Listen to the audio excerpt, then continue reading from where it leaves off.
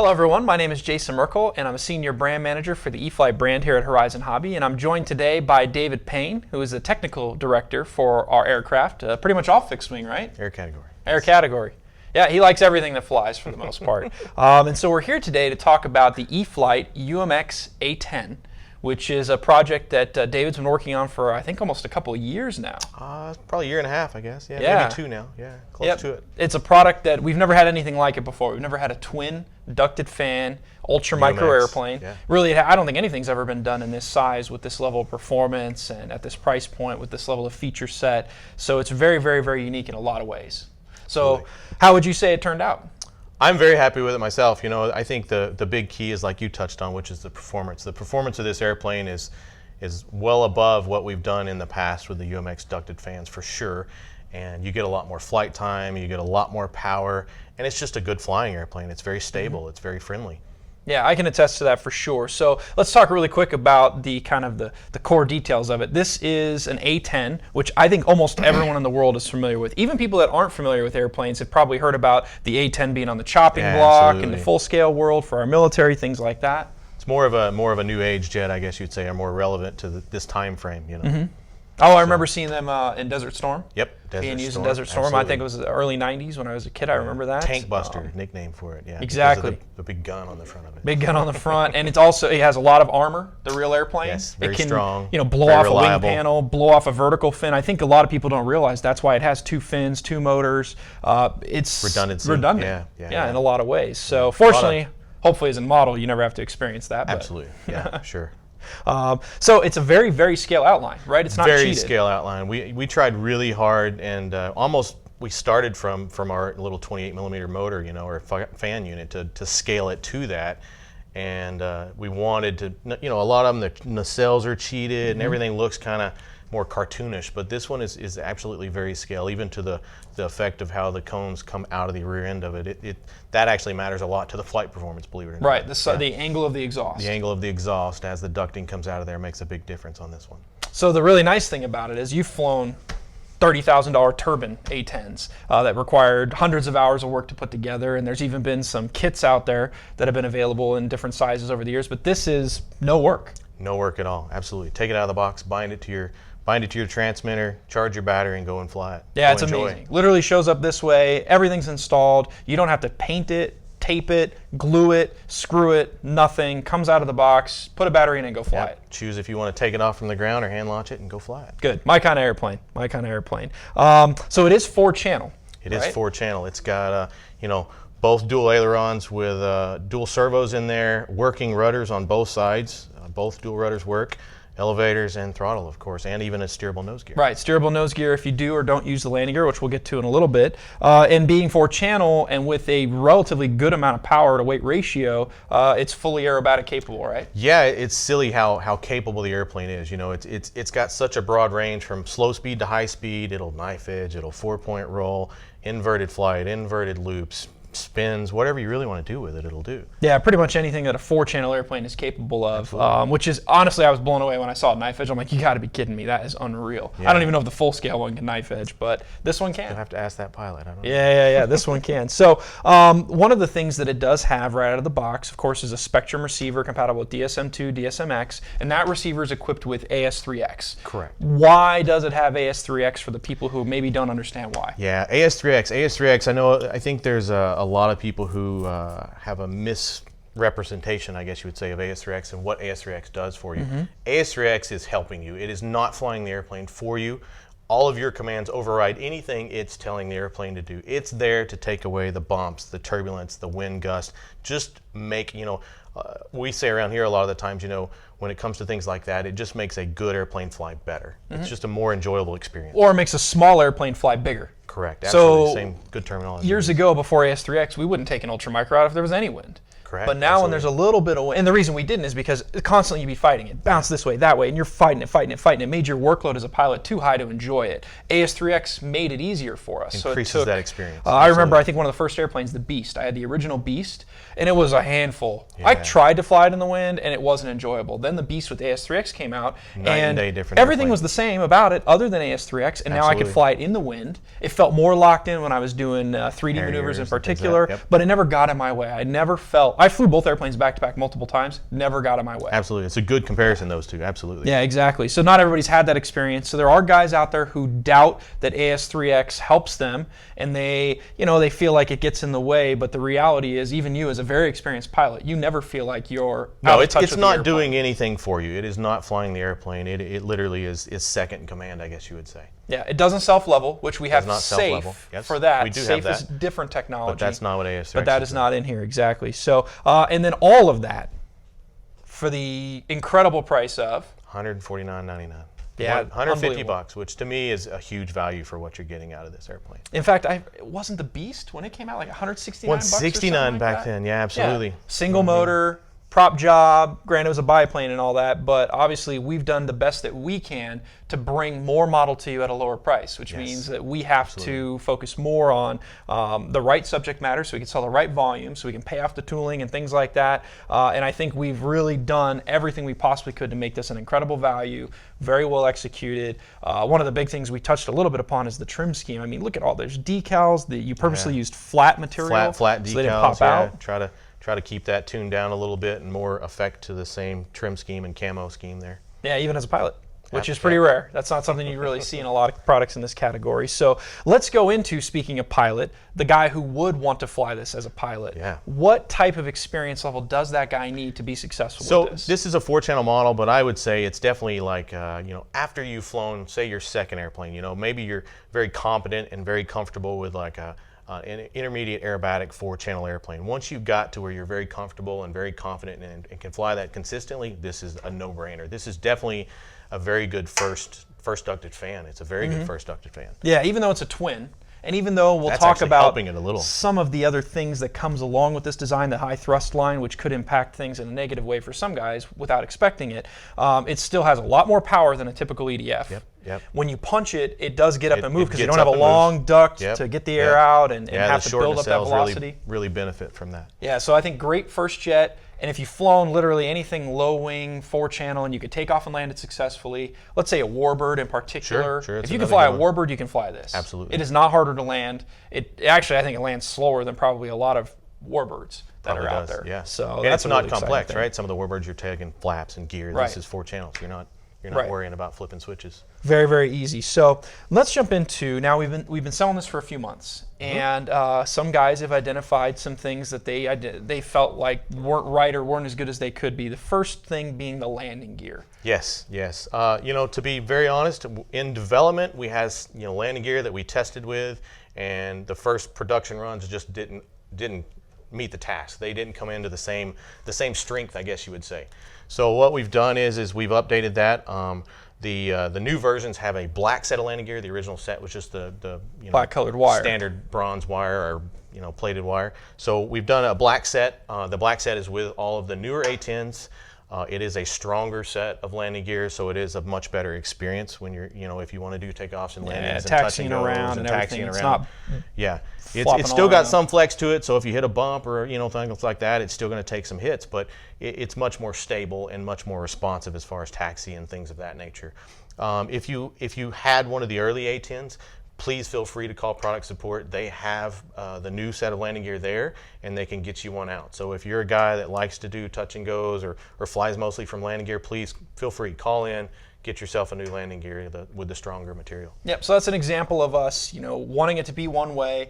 Maybe some things changed in production unexpectedly, but we did the right thing. We got the replacement landing gear in stock. It's available at no extra charge. You do have to call us or email us to get that sent to you, but we will take care of you in that regard. Now, for guys that don't care about the landing gear, let's say they're flying over grass, they can take the landing gear off, right? Absolutely. Landing gear plugs in real quick and easy. Yeah. No problem there. So the landing gear is removable. It does come on it, I believe, out of the box, but the nice thing is that you have the option. You can fly with the gear up look, which is a little bit more efficient, probably have a little bit more power. You get more speed, Yeah, I was actually more surprised when I've flown airplanes with and without landing gear. I could feel the difference. Absolutely. But me personally, I do like landing gear. I love doing nice takeoffs. I love doing touch and goes. I love trying to drag it in on landing, put it on the mains. Put it on the mains, ride nose high. Yeah. I like to do all that.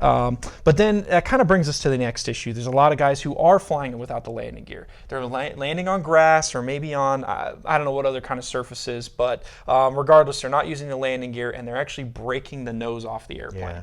So, you know, from the start in development, we never broke the nose at all. Out of all the development, all the process, we never broke the nose.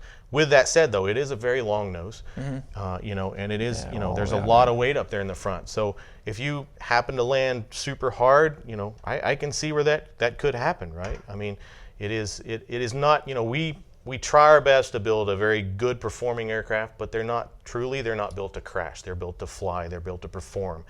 And with that said, you know, if you have those issues, we've looked into it a little bit, and I think there's some options for those guys if they're flying in a rough field or something like that. You know, there's some suggestions that we have for you if you want to try that, which is you can use, it has to be foam safe CA, right? But you can use foam safe CA and you know, CA that seam if you want to, with either thin or peel it apart, peel the tape apart and use thick and glue that in. Or you could just add more tape. You know, we did a little test here, and we just, you know, there's just pieces of tape, right, that are holding this fuselage together, and that's more of an intentional thing, just to keep the tape look down and easier to get in and out of if you do need to do any kind of maintenance to it. But you can put a full length piece of tape there, and that actually does help the torsional rigidity of the airplane also quite a bit. But I think the big key here is is just, you know, try to focus, you know, when you're coming into land, keep your wings level and flare. I mean, to be honest with you, while we were testing this, it's a good little side note here. While we were testing this and doing the development on this aircraft, some people have asked why we have such a big piece of Velcro on the side of the fuselage.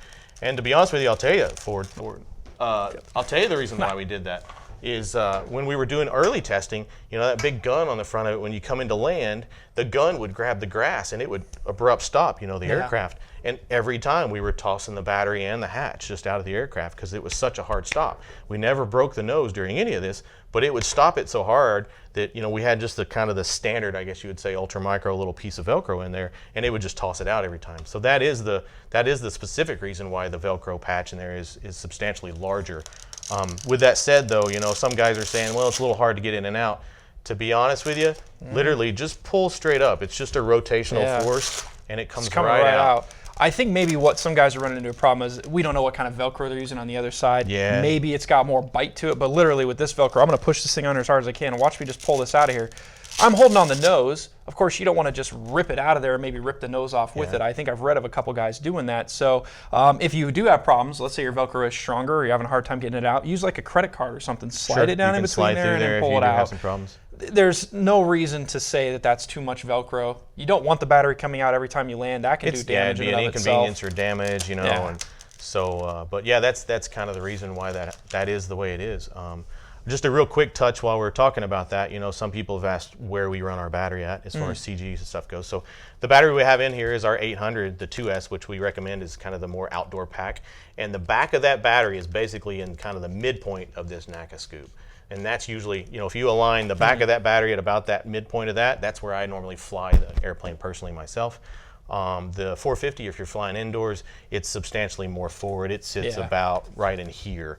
You know, you can't go too far forward with the 450 because then it gets into the interference of the hatch. But right in that kind of forward location is about where the 450 will go. Yeah, and I think some guys are using 900 milliamp batteries, 1,000 milliamp batteries that are heavier, and obviously they can maybe fit.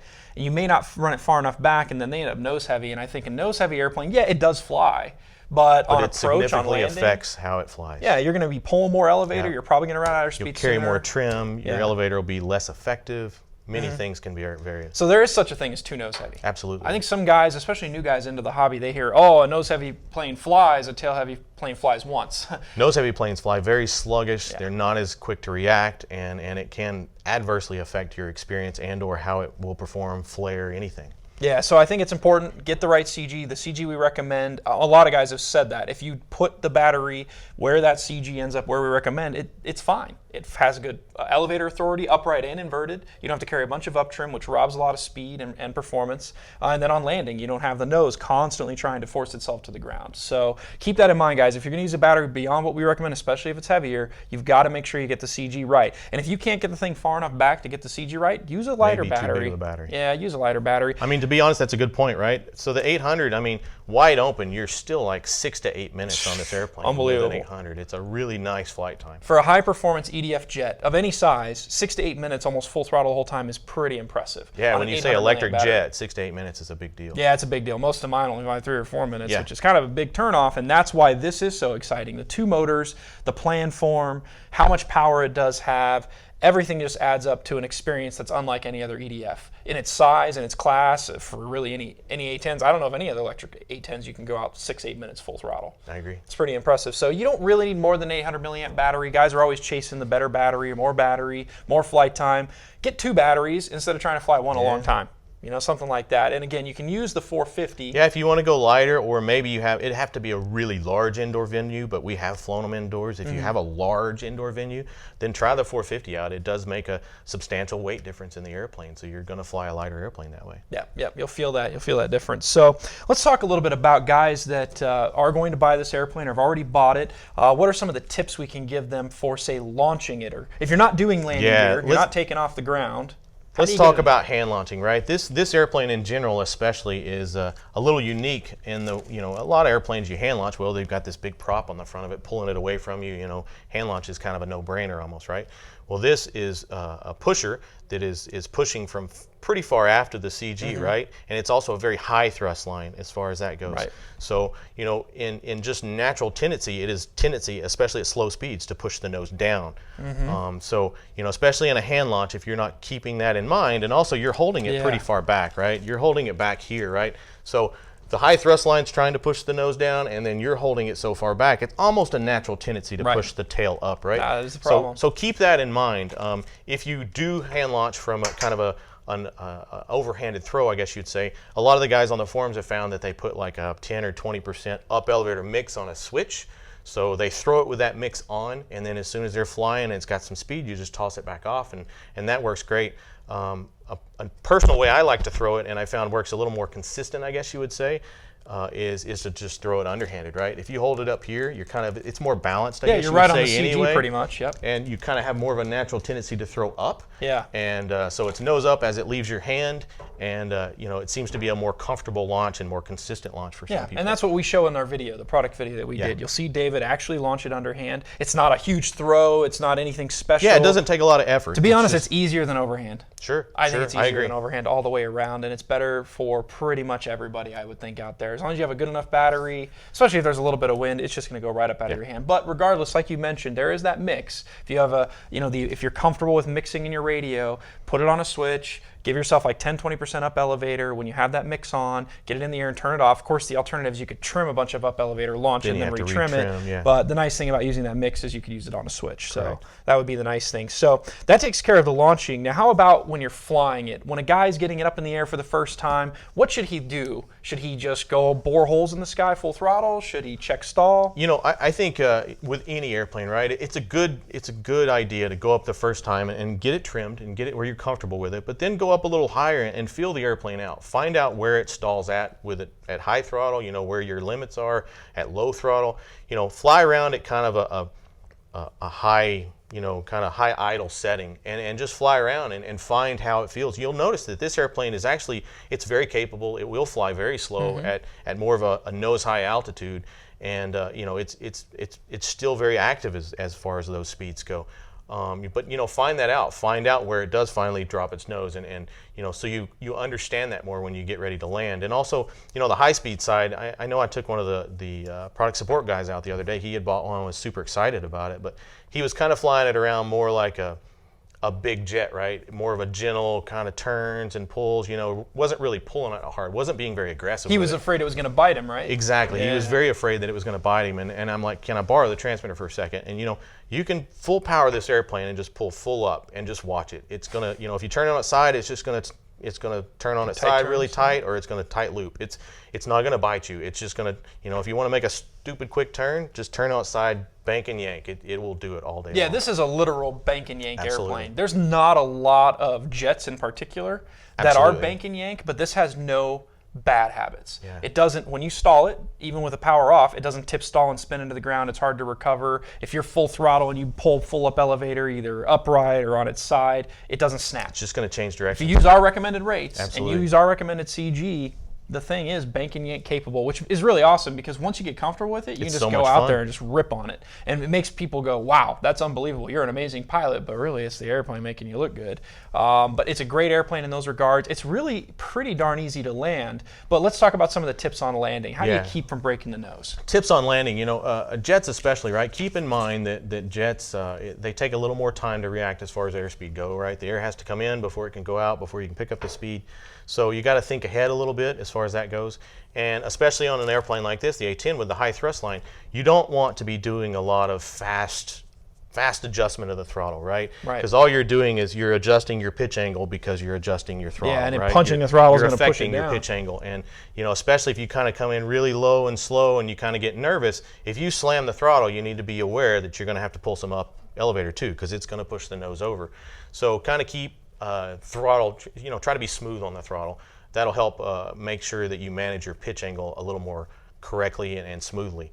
But this airplane, to be honest with you, it's one of those where you can come in nice and flat, concentrate on keeping your wings level, and then you just pull, just slowly, gradually feed in the elevator until it's pretty much at a full stall when it sets in, and it'll set in every time. Yeah, that is the nice thing about it, is you can bring it in slower than you might expect. Now, we're not saying the first time you fly it, try to drag it in. Again, go up high, get a feel for where the stall is.